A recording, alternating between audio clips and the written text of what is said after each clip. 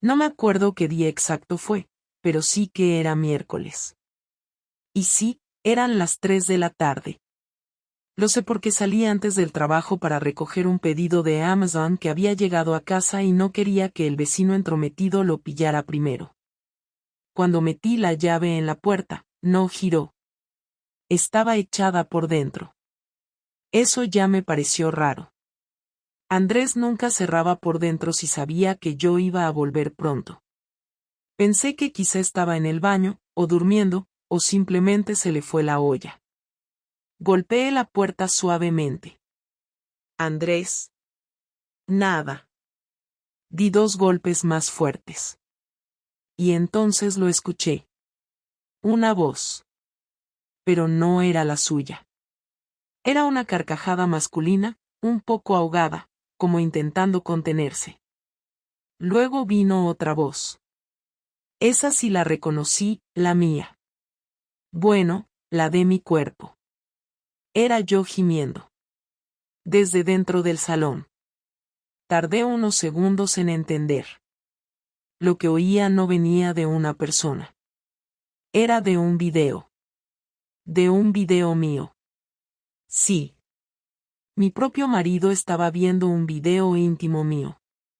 Pero el problema no era ese. El problema era que en ese video, yo no estaba con él. Me quedé ahí parada, sin saber si girar la llave con más fuerza o salir corriendo. La voz de ese tipo seguía sonando, reía entre comentarios que no podía entender del todo, porque estaban mezclados con mis gemidos, los mismos que yo había grabado con Diego hacía apenas 2 semanas.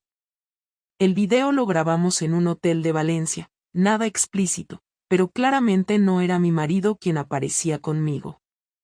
Y ahora ese video estaba siendo reproducido dentro de mi casa, a plena luz del día, con la puerta cerrada por dentro. No sentía culpa todavía, solo un miedo visceral a lo que iba a encontrar si conseguía entrar. Golpeé más fuerte y grité su nombre esta vez. Andrés no respondió. En vez de eso, escuché cómo se detenía el audio y se hacían unos segundos de silencio tan densos que me costó respirar. Luego la puerta se abrió. No del todo, apenas unos centímetros, lo suficiente para que pudiera verle la cara. No estaba llorando, no gritaba, no temblaba. Solo me miraba como si no supiera quién era.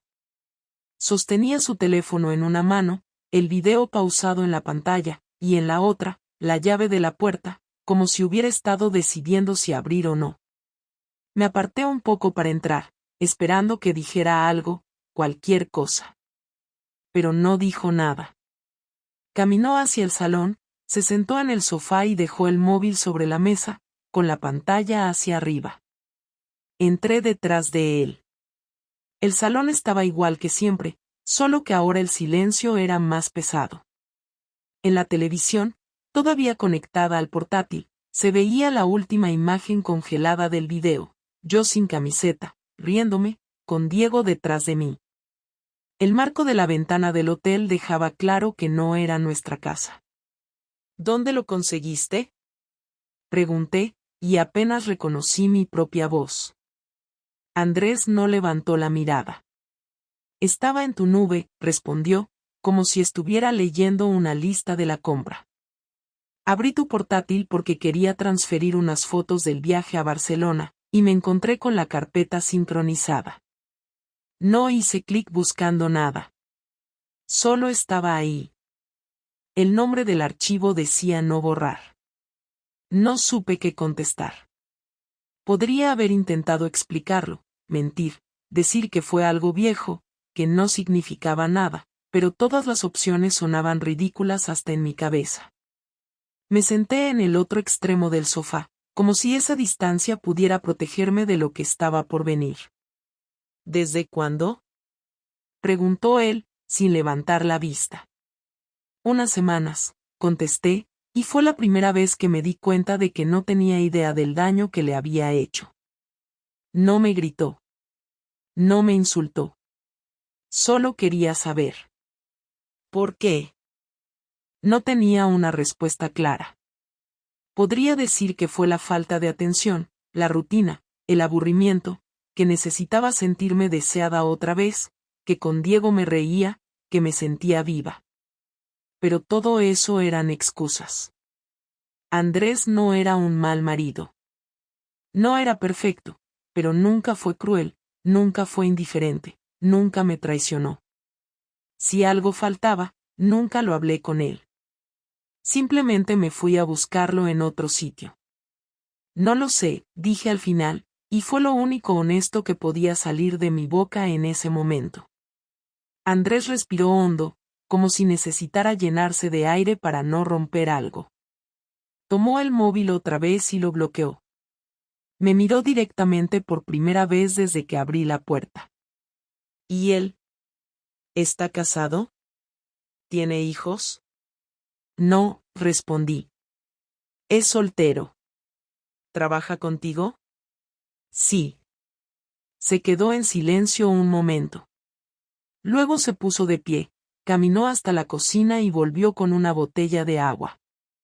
La destapó, bebió, y se quedó de pie, sin saber si sentarse otra vez o salir de la habitación. ¿Tenías pensado contarme en algún momento? No, admití, sin rodeos. No sabía cómo. Asintió. Ni una lágrima, ni un grito. Solo una especie de resignación que dolía más que cualquier reproche. Caminó hacia el pasillo sin decir nada más, y al llegar a la puerta de nuestra habitación, se detuvo. Esta noche duermo en el sofá. No quiero verte. Mañana, hablaremos. No lo seguí. No lloré. No intenté justificarme. Porque sabía que no tenía derecho a pedir nada. Él había encontrado la verdad de la peor manera posible, y lo peor era que yo no lo había evitado. Ni siquiera había tenido la decencia de borrar el video. Había sido descuidada, arrogante, y ahora lo estaba pagando. Esa noche no dormí. Escuché cada sonido, cada crujido del suelo, cada movimiento desde el salón. No hubo portazos, ni llamadas, ni pasos acelerados. Solo un silencio absoluto. El tipo de silencio que se instala cuando ya no queda nada que decir. Al día siguiente, cuando me levanté, Andrés ya no estaba. No dejó nota. Solo el portátil cerrado sobre la mesa y su anillo de matrimonio a un lado. No hizo falta más.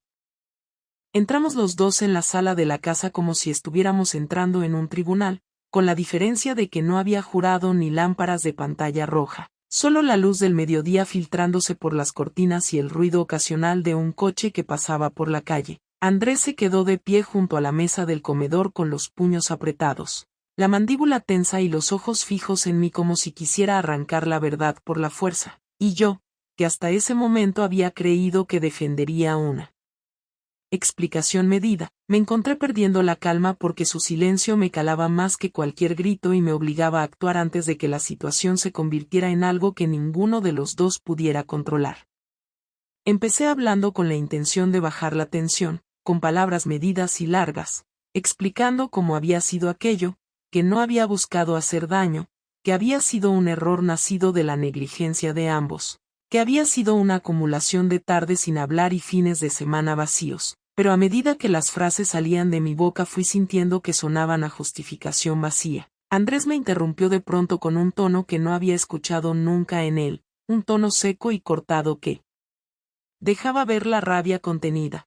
¿Cómo te atreves a llamarlo error y hablar de negligencia cuando no tuviste la decencia de contármelo, cuando lo escondiste como si fuera algo de lo que avergonzarte delante de mí? Y esas palabras le vinieron de golpe, como si hubiera acumulado demasiado y finalmente encontrara una rendija por donde filtrarse, así que el intercambio fue escalando con una rapidez que nos sorprendió a ambos.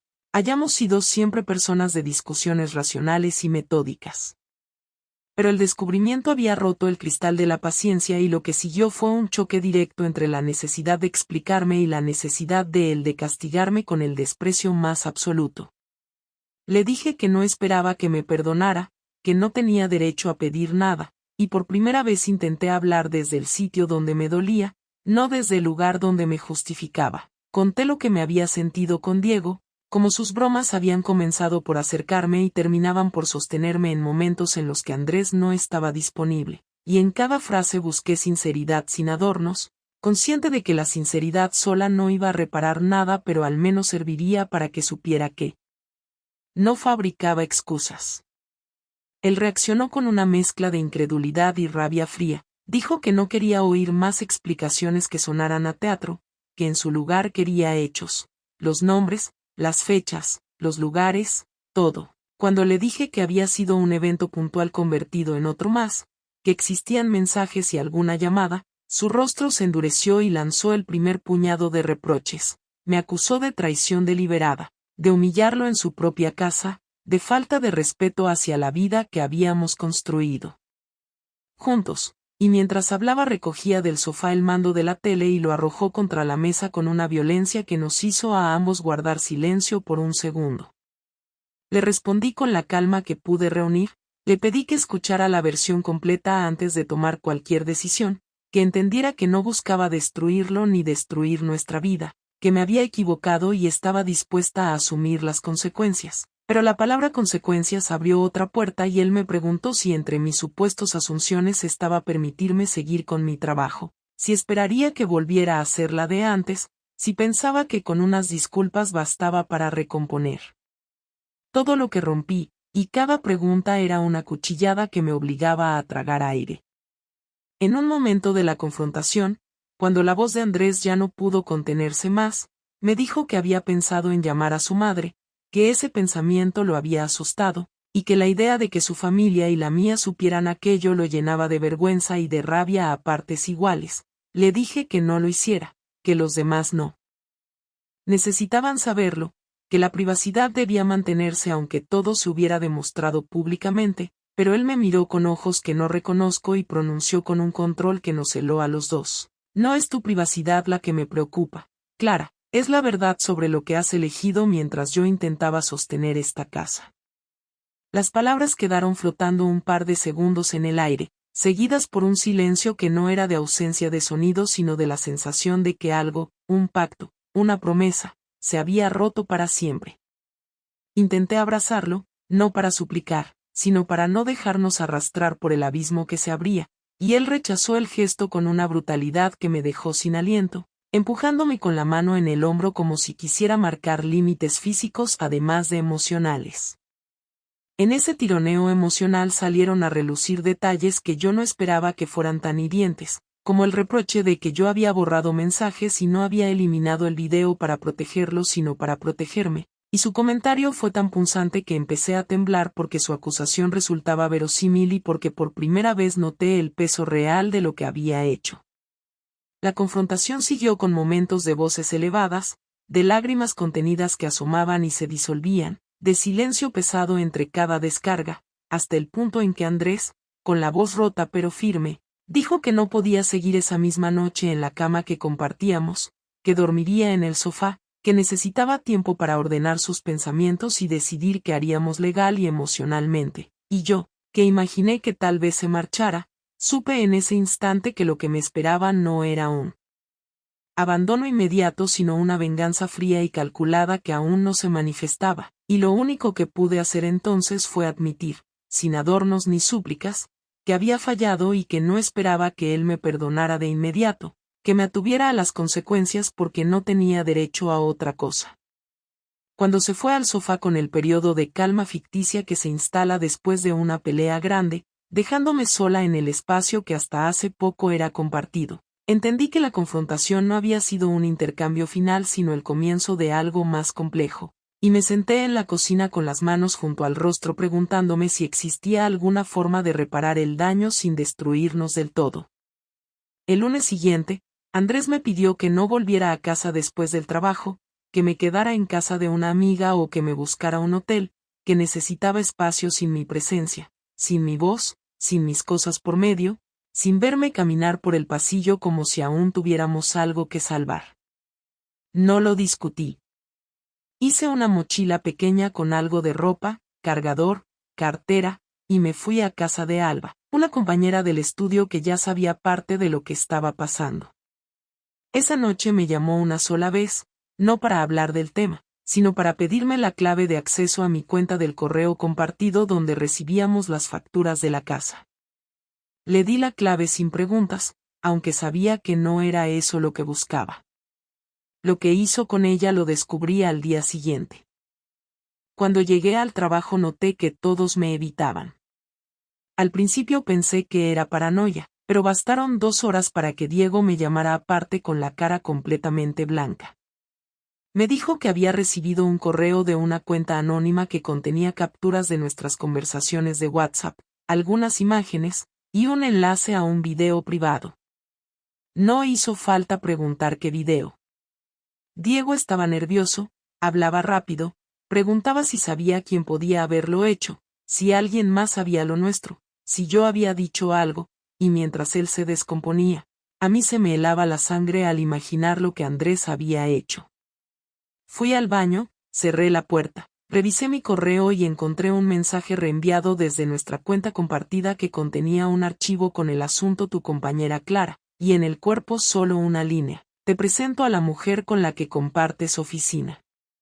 La dirección del remitente no era la de Andrés, pero todo el contenido había salido desde el correo que solo nosotros dos usábamos para cosas domésticas. La humillación fue total. No solo se trataba del trabajo, sino de la forma en que había expuesto todo sin dejarme oportunidad de defenderme. Volví al estudio y lo único que hice fue recoger mis cosas. No hablé con nadie, no enfrenté a nadie. Mandé un mensaje a Recursos Humanos diciendo que tomaba una licencia sin fecha definida, que la comunicaría en cuanto tuviera claro si volvería o no. Esa tarde recibí una notificación bancaria de que la cuenta conjunta había sido vaciada por Andrés. Todo el dinero se había transferido a una cuenta nueva a su nombre. También vi que había bloqueado mi acceso a Netflix, a Spotify, y a la nube donde estaban nuestras fotos. No porque fueran servicios importantes, sino porque entendí que estaba borrándome poco a poco, eliminando cualquier vínculo que pudiera quedarme. Esa noche me quedé en el sofá de Alba sin poder pegar ojo, repasando cada paso que me había llevado hasta este punto, hasta ser la persona a la que su marido expone en un correo, vacía la cuenta, y borra de su vida como si fuera una plaga. Al día siguiente recibí una llamada de mi madre. Andrés había hablado con ella. No le dio detalles gráficos, pero le dijo que yo había roto nuestro matrimonio de la forma más miserable posible. Le explicó que estaba actuando en consecuencia y que, por su salud mental, no tenía intención de seguir viéndome. Mi madre estaba hecha polvo. No sabía cómo abordar el tema conmigo. No me reprochó nada, pero su voz ya no era la misma. Era la voz de alguien decepcionado pero que se fuerza a seguir queriendo. Los días siguientes fueron una sucesión de pequeñas agresiones indirectas, mensajes eliminados, correos reenviados, cancelación de citas médicas conjuntas, borrado del historial familiar del médico de cabecera, retirada de mi nombre de nuestra cuenta del gimnasio, la eliminación de mi número del seguro del coche. Todo con precisión y sin contacto directo. Nunca recibí una llamada. Nunca un mensaje de él. Lo hacía todo desde el silencio. Su venganza no era una explosión, era una demolición controlada. La peor parte llegó cuando me avisaron de que una copia impresa del video y las conversaciones habían llegado en un sobre sin remitente a la casa de mis padres. Lo supieron todo de la peor forma posible. Mi padre no me quiso hablar durante 2 semanas. Mi madre intentó poner algo de orden, pero ni siquiera ella supo cómo enfrentar la vergüenza de abrir un paquete con imágenes de su hija en una situación tan íntima y degradante. Nadie te prepara para eso. Llamé a Andrés varias veces. No para pedirle que parara, ya era tarde para eso. Lo llamé solo para escucharlo, para que al menos me dijera que sí, que había sido él, que su intención era destruir todo lo que me quedaba. No contestó. Lo intenté por WhatsApp. Vio los mensajes y no respondió. Mandé un correo. Nada. Y entonces entendí que su venganza no buscaba mi arrepentimiento ni mi perdón, ni siquiera mi sufrimiento puntual. Buscaba borrar mi existencia del plano que compartíamos. No quería que supiera lo que pensaba ni lo que sentía, solo que entendiera que todo, absolutamente todo, estaba terminado. Su forma de vengarse fue crear una realidad donde yo ya no estuviera, y eso dolía más que cualquier insulto. No me defendí públicamente. No salí a explicar nada. No intenté limpiar mi imagen. Sabía que cuanto más hablara, más ridícula parecería. Solo apagué el móvil una noche y lo dejé así durante 3 días. Cuando volví a encenderlo, tenía llamadas perdidas de Diego, de mi madre, de recursos humanos, de un número privado que no reconocí. Ninguna de Andrés. Nunca más de Andrés. Después de 3 semanas sin vernos, sin mensajes, sin un solo intento de comunicación por su parte, fue él quien pidió hablar. Me llegó un correo escueto, sin saludo ni despedida, solo una frase clara y directa. Podemos vernos mañana a las 7, en el sitio de siempre. No hacía falta más. Sabía a qué lugar se refería. Un bar tranquilo cerca de casa donde solíamos ir los domingos por la tarde. Ni siquiera pensé en negarme. Quería verlo. Quería entender en qué punto exacto me había dejado, no cuando yo le fallé, sino cuando él decidió no volver a verme como la persona con la que compartió una vida. Llegué antes, pedí un café, me senté en la mesa del fondo y esperé en silencio. Cuando apareció, vestía como siempre, con esa forma suya de no llamar la atención pero estar siempre impecable. Se sentó sin mirarme directamente, saludó con un gesto de cabeza y pidió un té. Estuvo unos segundos sin decir nada, luego apoyó las manos en la mesa y me miró fijo. No quiero que esto sea una discusión, dijo. No estoy aquí para gritarte ni para hacerte sentir peor de lo que ya te sientes. Estoy aquí porque necesito cerrar esto de forma clara. Le respondí que estaba de acuerdo, que no había venido a pedirle perdón otra vez, ni a mendigar otra oportunidad, que solo necesitaba saber cómo pensaba terminar con esto. Asintió y bajó la mirada. Me dijo que había hablado con un abogado, que ya tenía redactado el primer borrador del acuerdo de divorcio, que no quería pelear por bienes ni dinero, que lo único que pedía era mantener el piso y el coche, que no le interesaba dejarme sin nada, que lo único que quería era terminar lo que ya estaba roto sin convertirlo en una guerra. No me interesa hacerte daño de forma legal. Lo que hice fue por impulso, por rabia, por desesperación. No me enorgullezco de haber mandado nada a nadie, pero tampoco me arrepiento. Fue la única forma que encontré de no romperme por dentro. Le dije que lo entendía, que no esperaba menos, que lo que había hecho había sido cruel, sí, pero que yo había empezado todo, y que si lo que necesitaba era terminar con todo de forma limpia, no iba a ponerle obstáculos. Me miró con los ojos cansados. No había rencor ya, no había furia, solo una decepción que parecía estar cansada de sí misma.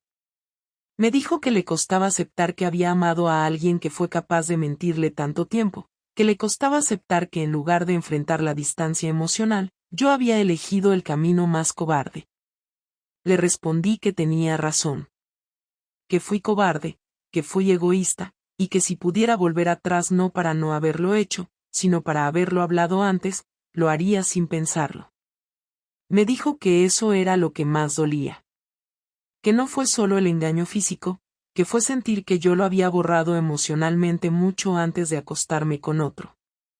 Que vivía en casa con una versión de mí que ya no lo quería, y que yo nunca se lo dije. ¿Tú crees que si me lo hubieras dicho antes, habría intentado arreglarlo? Me preguntó, y su tono era sincero, no irónico. Le respondí que no lo sabía.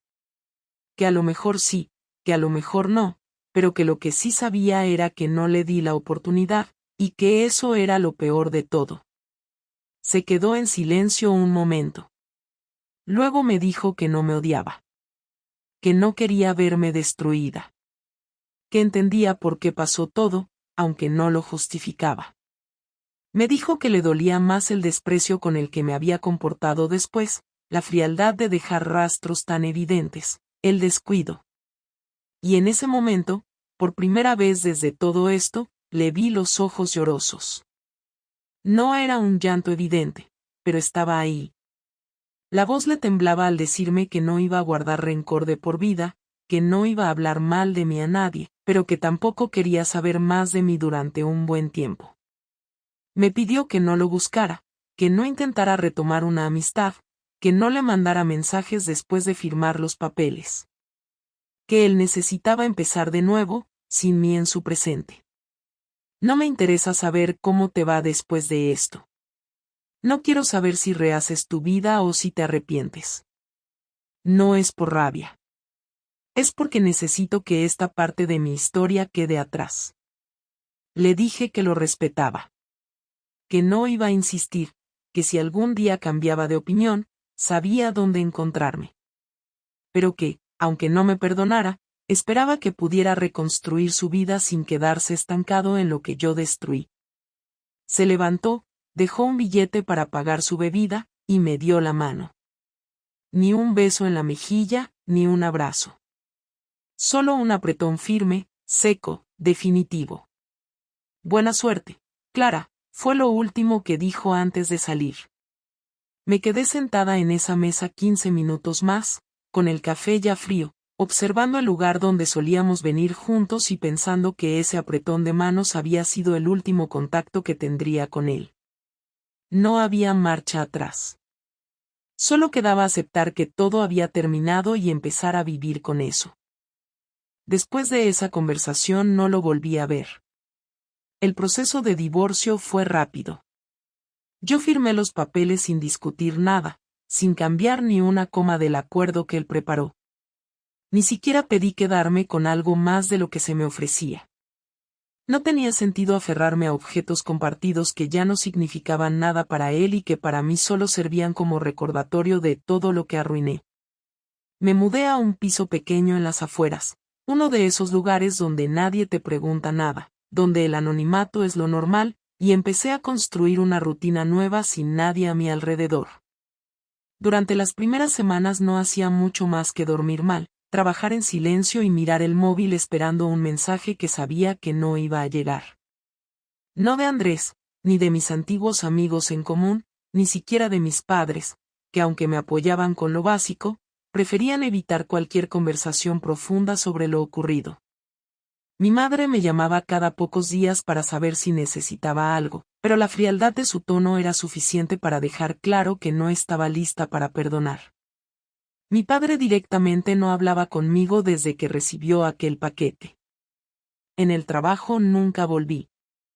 Renunció oficialmente por correo y nadie intentó convencerme de lo contrario. Sabía que mi imagen estaba manchada. Diego me escribió un par de veces, una para decirme que lo sentía por cómo se dieron las cosas, otra para pedirme que no lo volviera a contactar, que su pareja había descubierto todo y que su vida también se había desmoronado. No respondí. No porque me creyera con derecho a hacerme la víctima, sino porque ya no quedaba nada que decir. No había forma de que una disculpa, por sincera que fuera, arreglara lo que nuestras decisiones habían causado. Pasaron los meses y empecé a reconstruir una versión básica de mi vida. Cambié de trabajo, esta vez en algo sin conexión con diseño gráfico. Un puesto administrativo en una empresa pequeña donde nadie conocía mi nombre más allá de lo necesario. Me gustaba eso. Levantarme, hacer mi trabajo, volver a casa y no tener que dar explicaciones a nadie. Dejé de usar redes sociales. Borré todas mis cuentas. No por vergüenza, sino porque no tenía sentido seguir conectada a una vida que ya no me pertenecía. Si alguien pensaba que lo hacía por esconderme, que lo pensara. No me importaba. No necesitaba justificarme más. Durante ese tiempo tuve muchas conversaciones internas.